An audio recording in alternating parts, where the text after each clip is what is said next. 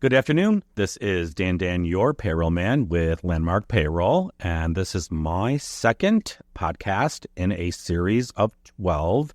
And my guest today, I'm so honored to have Noelle Soncrant with me today. And I would love when Noelle introduces herself that she say it the French way, which I did not do justice to. So yeah, my last name is originally French, and I'm not real great at rolling the R's, but I'll do my best. So it's pronounced Soncrant originally, and then had an E on the end of it.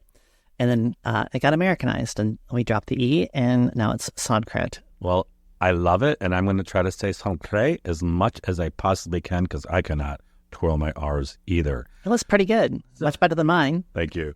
So, Noelle, the series that I'm hosting is diversity, inclusion, diversity, equality, and inclusion in the workplace.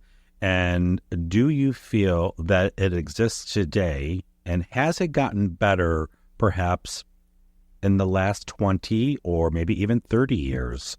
And what is your opinion on that? So think about that for just a moment, but I do have some questions, and I want this to be, very conversational. So please fire back with questions as well. But I am going to go right into it. What does diversity mean to you in the workplace? For me, diversity means that you have a group of people with eclectic backgrounds that have an equal and equally influential say in how the company is growing, depending on what their area is.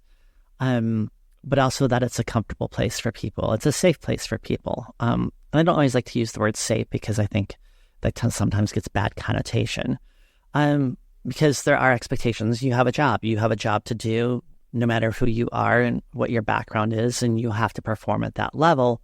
But statistics have shown the more comfortable and safe we feel in our work environment, the more productive and more successful we're going to be, and the more willing we're going to be to take those steps to work our hardest and to kind of push the envelope to see if we can do things better. So, I think that's just kind of how I feel about it right now. I love it. I agree. And I also feel, I use the safe word all the time. Is my environment safe? Are we in a safe zone at our place of employment? Are we in a safe zone in the city that we live in, et cetera, et cetera? So thank you. Thank you for sharing that. Let's just twist it just a tiny bit. How do you think the LGBTQ plus community is represented in our workplace today? I mean, that's really going to vary from company to company. And I think there are some companies that do a much better job of embracing that diversity and making sure that they have representation from the LGBTQ community. But that's not always the case. For instance, my company of over 200 employees right now, I'm the only visibly LGBTQ person we have. And there isn't necessarily a huge effort to recruit from that. And so it can be challenging. And I think every company has to look at what's best for them. Businesses are about making money. I get that. But depending on what your company does, there's a huge value in having LGBTQ people. I think we tend to be some of the most loyal and hardworking people in a company because we appreciate the opportunity, especially if it is a welcoming environment for us. So I think companies need to do a little bit more to focus on providing opportunities for the LGBTQ community and recruiting from that. Certainly we need to be qualified for whatever positions we're applying for, being considered for as well. But I think it is important to have representation from, whether it's LGBTQ or the Black community, Hispanic community. The more diverse your company is, the more wealth of ideas you're going to have from different backgrounds and different philosophies and different histories. And it's just going to make your organization hopefully more productive, more efficient, and more profitable. Mm-hmm.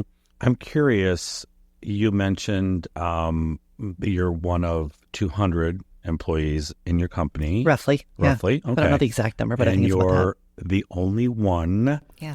How do you feel about that? And the reason I'm asking is, do you think your company even promotes, or you mentioned that they don't appear to be seeking anyone from the LGBTQ community, but how do you feel about that overall? I mean, is your company supportive? So that's a multifaceted answer. There are sections of my company locally, and I'm unique in that I work for a national company, and it's a different model where we have our home office, which is based in Milwaukee, and then it's not a franchise model, but then each kind of territory has its own managing partner, and then within that there's offices and there's managing directors for there. So there's not necessarily a lot of consistency from region to region, office to office, network to network. Yeah, there isn't a concerted effort to recruit LGBTQ other than me. And my managing director, to some extent, is supportive of recruiting LGBTQ people, but it's not a focus. It's not, there's no resources to recruit from our community. Which is a shame because we have one of the largest LGBTQ communities in the country. We have the fifth largest pride here in St. Pete in the country. And, our community has an inner fear of the larger institutions of America because we have been discriminated against for, decades and excluded for decades. And so we tend to lack trust from that. And so I think visibly having members of our community is a huge opportunity from a revenue standpoint, to capitalize on that market. But from my standpoint, it's a huge opportunity to help people that need that guidance, and for them to have a safe place where they can go and talk about these things. So I'm a financial advisor. I'm the first visibly transgender financial advisor in my company's history. There's now 2 of us in the country. The other one in San Francisco. Of course, San Francisco. Where else? There's I feel a huge responsibility for that to be successful and to represent our community, which is why I do things like this for visibility and to hopefully reach others that are maybe questioning whether or not they can have a professional career because they're trans. Really focus on the trans community for me. 80% of my clients are the LGBTQ community. The other 20% are allies. If you're not part of the community or an ally, I don't want to work with you. And quite honestly, you're probably not going to work with me. So it's a mutual decision there. But we need to have this visibility so that our community has a safe place to go and get the resources that they need to grow their wealth, to make sure that they're accomplishing their financial goals. Just to say the LGBT community statistically makes less money. Our community statistically has more debt. And so we need to work with that community, educate them on why it's important to work with somebody you trust and that understands your situation. I worked with a client yesterday. I have a tendency for others to reach out to me when they're working with a transgender client. And so somebody brought me in to have this conversation. The person said, I'm glad you are here because you understand what it means and how important certain things are. It is a different mindset when you're working with a transgender client. It isn't necessarily about retirement. It's about being able to budget and afford for the gender-affirming care that we need so that we feel comfortable with ourselves. And a lot of advisors aren't going to understand that. And it's important for our clientele. We have unique planning needs throughout our entire community. And so we need that visibility from people in these positions, one, so that clients feel safe and coming to us. I mean, nobody likes to talk about money anyways, so it's stressful from that standpoint. But being part of that community then doubles that stress. So they need those safe faces that they can go and talk to and deal with these different things. But also so that the younger generation coming up sees that, well, this is a career I can do. Whether it's financial advising or legal or payroll or benefits or medical, whatever it is, we need visibility from all these different careers too. And so that these youth know that it doesn't matter if they're part of the LGBTQ community, they can still accomplish their goals and be whatever they want to be. Right. So I think so many people, so many kids these days just feel like, all I'm going to be able to do is work at Starbucks. that thought crossed my mind when I came out. I came out after I started being a financial advisor, started living authentically. And as I approached that date, I was like, am I going to be able to do this career? Is anybody going to want me as my client, want to be my client? And thankfully, all my fears were put to rest. And here I am a couple of years later, thriving and having a great time helping our community. I love it. And audience out there, I wish that this was live, even on TV, because the passion that I hear in Noelle's voice and see on her face is amazing. And it's such an honor to have you today. It really is. And the courage to work in a very large company, okay? A very conservative industry. In a very conservative industry, Yes. but being one of two really says a lot. And it says a lot to your character that you just keep on pushing and you keep on moving, you keep on going. And you did mention something to me earlier, which was enlightening, that you are now in charge of something very important within your company. Would you like to share that? Or Well, I'm not in charge of it, but I have recently been appointed to our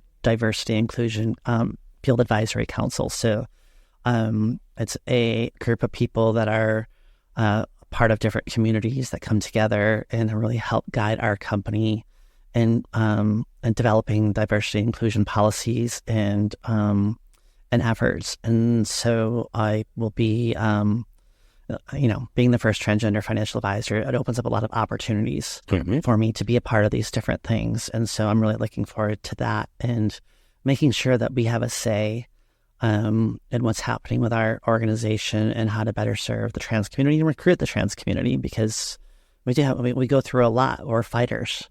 Yes, we are. Yes, we are. So, we can be successful at this and we can do a lot of good things and help a lot of people.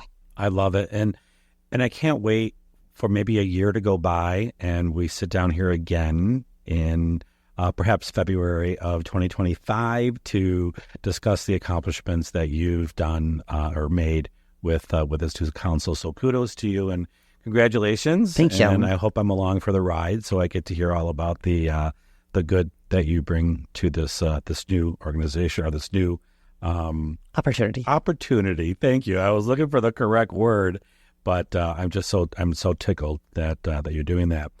Let's talk a little bit about maybe an experience that you may have had, whether it is current or past, but have you ever witnessed or experienced any microaggressions directed at our community, the LGBT plus community, either with individuals or groups in a workplace? Daily? Daily. I mean, maybe not daily, but yeah, I think we all do. And, I guess it depends on what your definition of a microaggression is. But yeah, there's instances of that. Depending on what office I'm working at, like I said, we have 6 different offices. There are, and again, I'm in a very conservative industry, so there are people that don't agree with me with what I've done with my life and who I am, and feel I shouldn't be able to live my life authentically. And so there are people who maybe I had relationships with prior to, because I started with Northwestern Mutual before I started my transition. And then as I started my transition and started living authentically, yeah, there's people who give me that kind of look. And I get this, whether it's in work or I get it at the grocery store, at restaurants, and my colleagues and my clients notice this too. And for the most part, I'm able to ignore them to a certain extent because I'm used to it at this point in time. It doesn't make it right or easier. Correct. Sometimes it does affect me. I call it kind of like death by a million paper cuts. Like the first 999,999 don't hurt, but that last one really does. But yeah, that happens, I think, for most, unless you're 100% passing.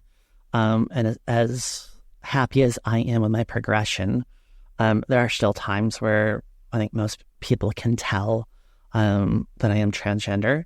Hopefully that changes in the future so I don't have as much of it. But yeah, anywhere I go, whether it's in the workforce or in a networking situation that's not necessarily specifically LGBTQ, or at a restaurant, wherever, that I get those looks and I get those scowls, and I have had instances with having dinner at clients who happen to also be trans, and having the server misgender us consistently, and that can be upsetting for us, and really kind of affect us in a way that isn't good, especially in this day and age, because there's so much. I mean, we wake up every day. Let's face it, we wake up every day and go, oh, what law is being talked about today that's taking away one of our rights or limiting us, or what politician or religious person went out and said that we should be eradicated from our planet, and that adds a lot of stress. So yeah, we probably tend to be a little more sensitive towards things about that because it's a daily occurrence as well. But on the same side, I don't want to always talk about the negative. I have people that are huge supporters and backing me and helping me to be successful, and are there when they see other things. It isn't all bad.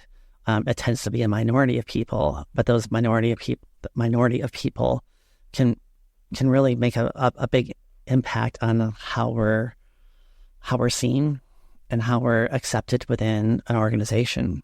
So depending on what their role is, the higher up they are, the more successful they are, the more influence they are.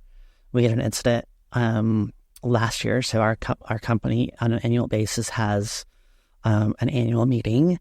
And as part of that, they do what's called the FA lunch, which all the financial advisors that are do a luncheon. And then we have a kind of a financial advisor advisory group.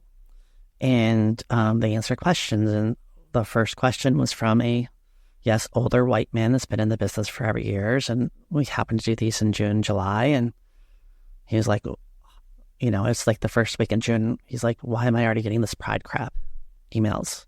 And they literally do one email in the month of June saying, hey, it is Pride Month. Sad if he thinks it's overexposure. And there's a bunch of LGBTQ advisors in there. I happen to not be there. Otherwise, I probably would have not handled it as well as others did. But yeah, we face that on a daily basis. And I think most people do. I think as much effort as most companies put into diversity and inclusion, it's never going to be 100% safe. There's always going to be people who scowl or talk bad about our community, or make it more difficult for our community. Something that you said resonates with me regarding waking up every morning and what is going to be taken away from us today. What is going to change? What's going to make life easier or more uncomfortable for us? I feel that. I experience it. As a gay male, I came out at the age of 19, although I knew it when I was 12, but I still look back at even those years, or those days years ago, and I still wake up with that same question, and it's been a very long time since I've been out, and there's still days where I'm not comfortable, and I'm much past that 12-year-old kid that I was, or that 19-year-old kid that came out and said, hey, I am who I am, and I'm proud of it. But there's days that I feel that way as well. So thank you, and it was very personal. Yeah, and I think, living in the state of Florida doesn't help right now. We're one of maybe 10 to 12 states that are seem to really be attacking our community. But it is a national thing too. I mean, there's always somebody on the news or on social media. Even I posted something on LinkedIn about another engagement that I'm a part of and talking about. And, this is on LinkedIn, a professional network, and there's derogatory comments being made on that. So it doesn't matter where you are, where you are, what company you're a part of, what you do. There's going to be people out there who are just always going to attack you. And I guess we just have to look at it as, that's their insecurities, their inability to accept people, and, understand that kindness and love are going to win out. And I think our community probably has more kindness and more love to give than any other community. I agree 1,000% with that statement.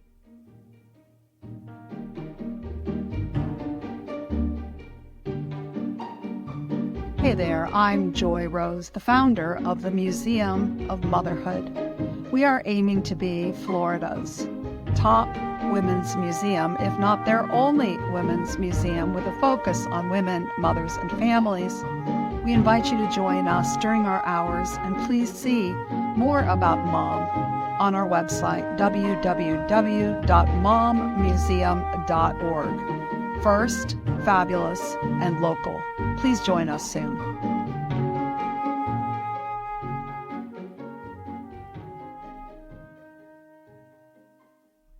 I'm curious, you mentioned something, an incident happened in the past. How do you feel your company handled it? You said you had support, you had someone that you could speak with. Was there a resolution? Do you feel that maybe people listened to you but didn't hear you?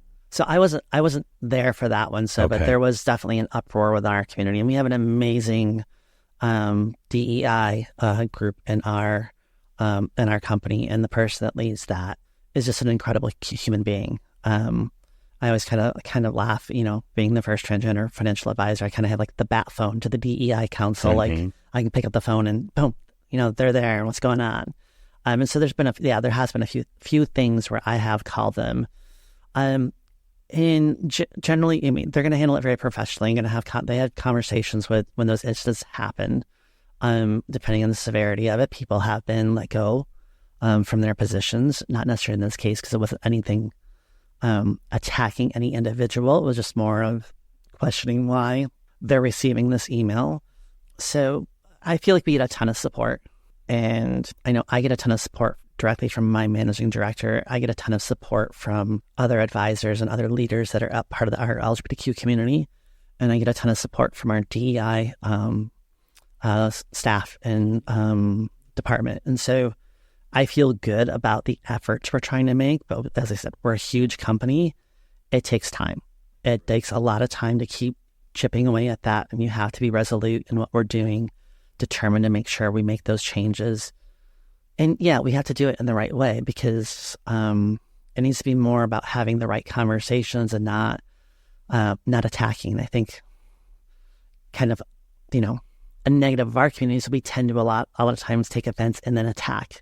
And maybe instead of doing that, perhaps we need to try to sit down and have a different type of conversation with these people. Right. I always, I talk about how important it is for me to be in spaces that aren't exclusively LGBTQ, because I feel like I have a tremendous opportunity to break down the stereotype of what a certain group of people may feel a transgender person is. Because I am professional, I am trying to do the same things they are, have a successful career, provide for my family, build my business, help people in the community, whether they're LGBTQ or not, just helping different types of communities that need that help. And so we have a huge opportunity to do that, especially if they're willing to have that conversation, a civil conversation, which we used to be able to have with people. And now I don't see that as often. Like, people are more interested in attacking and telling you you're wrong, as opposed to sitting down and trying to understand. I mean, you need to kind of get back to that. Mm-hmm. Let me ask you this. So you did mention that, it was handled or somebody addressed it. What resources or support systems do you think your company should provide specifically to the LGBTQ community?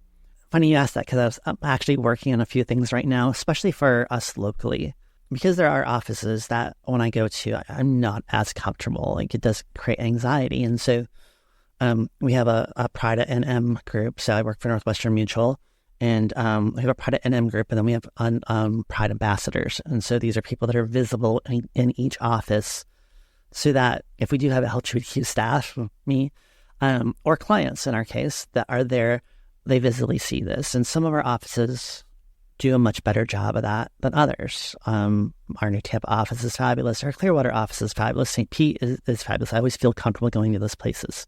So I think it's important to have those little... So I'm going to meet with each of these different offices to talk about these programs and recruit more people and talk about the importance of having that visibility and having those points of contact, not just for staff or not just so I feel more comfortable, but if you work with LGBTQ clients, and I think I'm not the only one that works with LGBT clients, but if they come into the office, they know it's a safe place, and they know they're in a welcoming environment as well, and that it's people that understand or care about who they are as people. Thank you. I'm agreeing with you on everything because I'm in our world. I'm in our world. Yes. Okay. And even if I were, a straight individual, I just feel that equality is so important everywhere, all the time, not just segmented, etc. Let's spin it around just a tiny bit. Have you seen any positive examples of LGBTQ inclusion initiatives or actions in your workplace or others? Absolutely. We have an amazing group based out of Denver, Colorado, actually, who being led by a gay individual by the name of Sarah Tinkler. She's an advisor out of there, and she's now a managing director, actually. And she has almost her entire team is probably the most diverse team in the country. And there's representation, other than they don't have a transgender person, but they do have a wide variety. They have gay, lesbian, polyamory, people who are in this thing. They have minorities. So yeah, there is pockets within the company.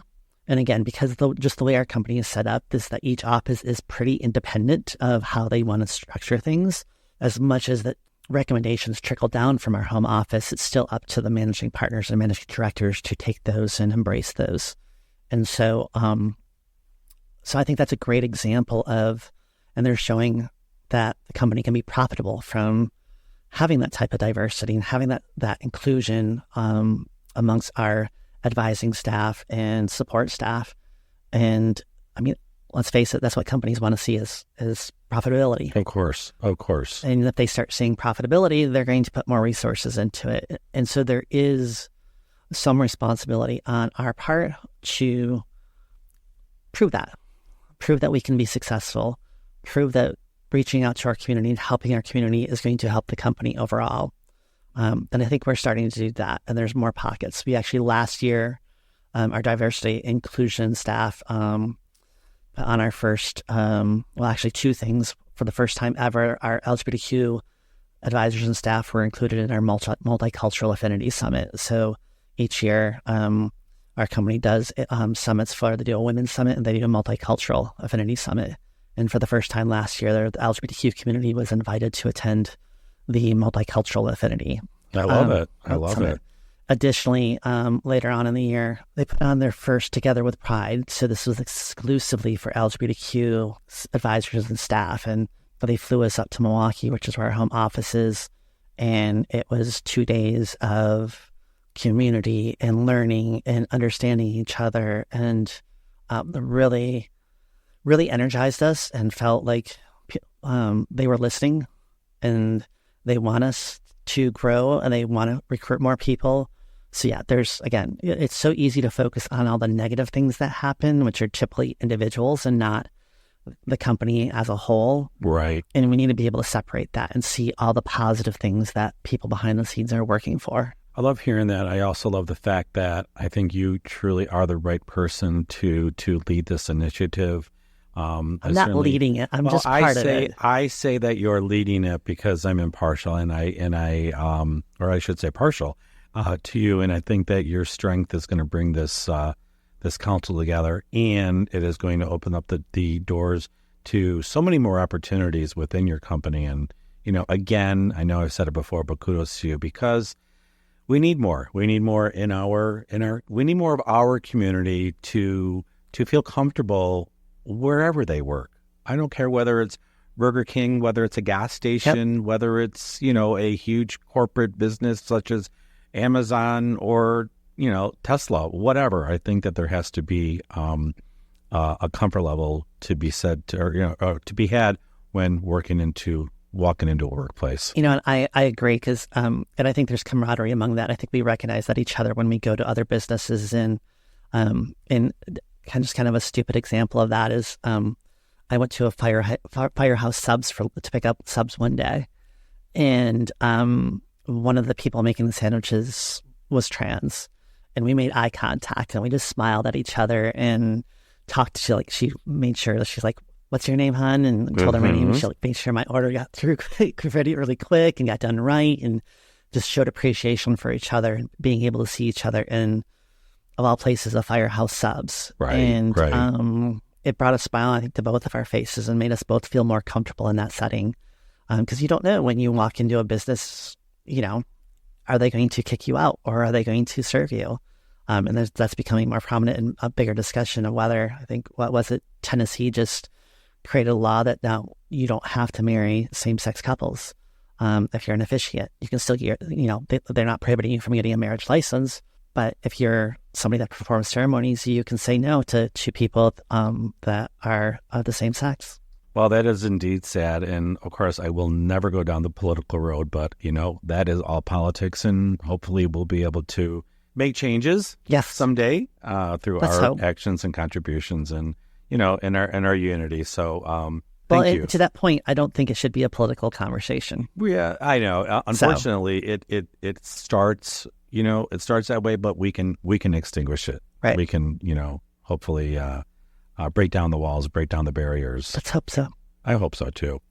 Let me ask you this. I know that we're getting close to wrapping up, but what can individual employees do to contribute to a more inclusive environment for the community, for the LGBTQ community? Well, I think the hardest thing for a lot of folks is being visible and not being ashamed of who they are. Because if they're in a company or organization that isn't inclusive, it makes it that much more difficult to be visible. But we have to be strong. We have to be willing to just make people accept us for who they are. And yes, there are going to be people who don't. And obviously, we do have some protections theoretically in that we can't be fired just simply for who we are. Mm-hmm. Very difficult to prove in a court of law, but we do technically have those protections. And so I just want to encourage people, when you're in, don't be ashamed of who you are in the work environment. We don't necessarily need to be, walking around waving the flag every day, but you don't have to be ashamed of who you are. You don't have to be ashamed that you're married to somebody of the same sex. You don't have to be ashamed that you're transgender. That isn't anything to be ashamed about. Love who you love, and just like somebody else might be talking about their spouse and kids, you have that right and that opportunity to do it as well. And if that makes somebody else feel uncomfortable, that's on them and not on you. So I think number one is being visible. Number two is, if you don't have a resource group, an employee resource group for LGBTQ people, work with your human resources department to start one. And obviously that's big. That's easier to do in bigger companies. If you work for a small business, obviously that's if there's only 5 employees, then you're not going to have employee resource groups. But have open conversations with how important it is not only for you, but for clients that come in or customers that come in to feel that welcomeness, just like I did at a firehouse sub, simply because there was another transgender person there working behind the counter. So, you have a right to share that and be a part of that. And hopefully it's also a great way to find out whether you're working in it for an inclusive employer. And if they're like, no, we're not going to do any of that, maybe start looking for another job. I wouldn't say quit that one automatically until you have something else lined up, but maybe that's not going to be, it's a great way to find out whether that's going to be the right place for you or not. Agreed. And that brings back, again, you're actually bringing back memories, helping memories resurface in my own world. And I've been asked so many times, why didn't you tell me that you were gay? Why didn't you feel comfortable sharing that you were gay? And I would say, well, did you ever tell me that you were straight? Or do you parade around the streets saying I'm straight and we have straight parades? No, I just live my life the way I live it. And if you have a question, ask it. I always say I'm an open book. If you have a question, just ask it. Turn to and I'm sure that you're familiar with the HRC Equality Index. Yep. Does your company currently, do they have a ranking? I know that I've followed it for so many years, and I've since being with my new company of only 100 employees, and we don't even, rank because we're not large enough, but yours is, what is your... We have a perfect score. That is phenomenal. A perfect score audience is 100. That means they are an all-inclusive HRC, Human Rights Campaign, all-inclusive company. I love it. Yeah, it's a good thing. It's a very good thing. It is a good thing. It doesn't mean, and I say we have a perfect score, but it doesn't mean we're perfect. And it doesn't mean we still have improvements. And certainly that the HRC index is ranking you based on numbers. And it's very easy to make sure you have those numbers. And so, I think even if you have a perfect score, there's a ton of room for improvement within the organization. Always. It shouldn't be where we have a perfect score, we're done. Yeah, well, I know. There's, again, you keep moving forward. Keep moving forward. So we're very close to the end, and I wish we weren't, because I could speak to you for hours and hours and hours. And we can do that at happy hour. You did fantastic. I love it. I know. And it's so nice to be able to get to know you on the outside as well, from this podcast room.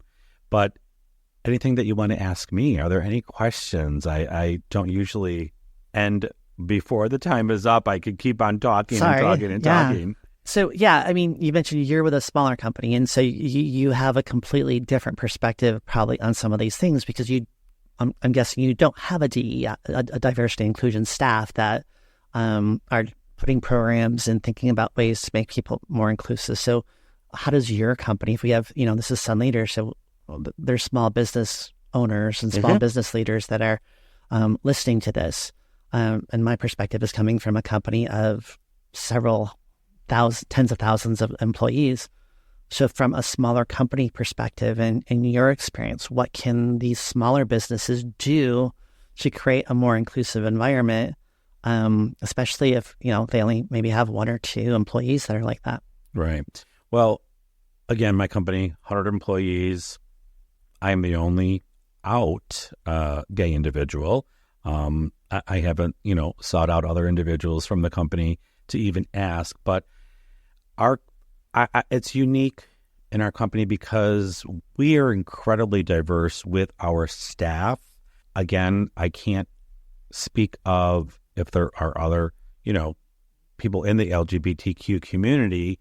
I'm respected and I love it. It's a small company and I am treated just like everyone else. And I've never felt more comfortable in my own skin working for a smaller company that is, accepting. I mean, no questions asked at all. There's no limitations within our company.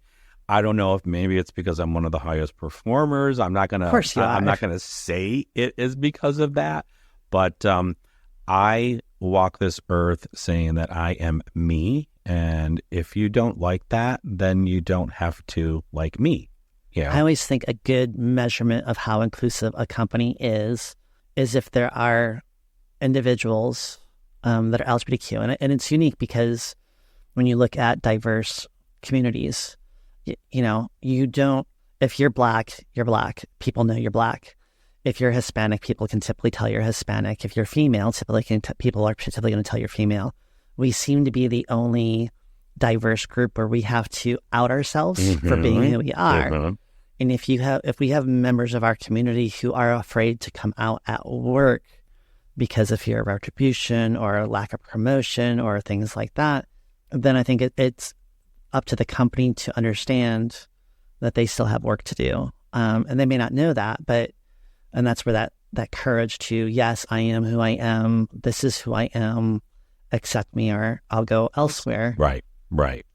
In building off that, being a top performer, that does give you some power to say that, to be that example, and to perhaps make it easier for others to go, yes, I'm part of this community too. I'm tired of hiding who I am. This is my spouse, same sex, or this is my spouse who's transgender, or I have a transgender child, or I have a gay child, and I'm not ashamed of this anymore. Now, I said that because that was a lead-in, and the reason that I said what I said is because you are also a top performer within the entire company. Do you think that, let me ask you this, and this is completely off the cuff. Do you think that you purposely work harder to prove something within the company? I think when you're the first of something, or when you're one of the first couple of something, there's additional pressure and responsibility to ensure you're successful. So to pave the way for that, the next people that come through, to make it easier for the next people that come through. Now, I'll also say, though, that as a transgender financial advisor, I have privilege. I can get into places that other people can't because I kind of refer to as the unicorn status. Right. I'm unique. I'm different. And in our community, that does provide me opportunities to come in and talk about what we do and how we help our community. And so it works both ways. As hard as it can be sometimes, there are opportunities that come up simply because of who I am and what I represent. Yeah, and I'll never disagree with you on that. Yeah. Never disagree. I feel that wherever I've been, and again, I am certain that this is the last company, since I am part owner of it, that I don't think I have to prove anything anymore. And I'm just going to keep on working my tail off because now I know that I can. Yep. So, well, I think this was absolutely fantastic. I cannot thank you enough, Noelle Soncrant. I'm actually getting my R's twirling now. Much better than me. Thanks to you. And again, audience, this was my second episode of a series sponsored by Sun Leaders. And I want to thank you all again. And I look forward to podcast number 3. And again, thank you, Noelle, for being here today. Thank you. You're amazing, Dan. Appreciate you having me Love you. and talking about these topics that are so important for us. Excellent. Thank you.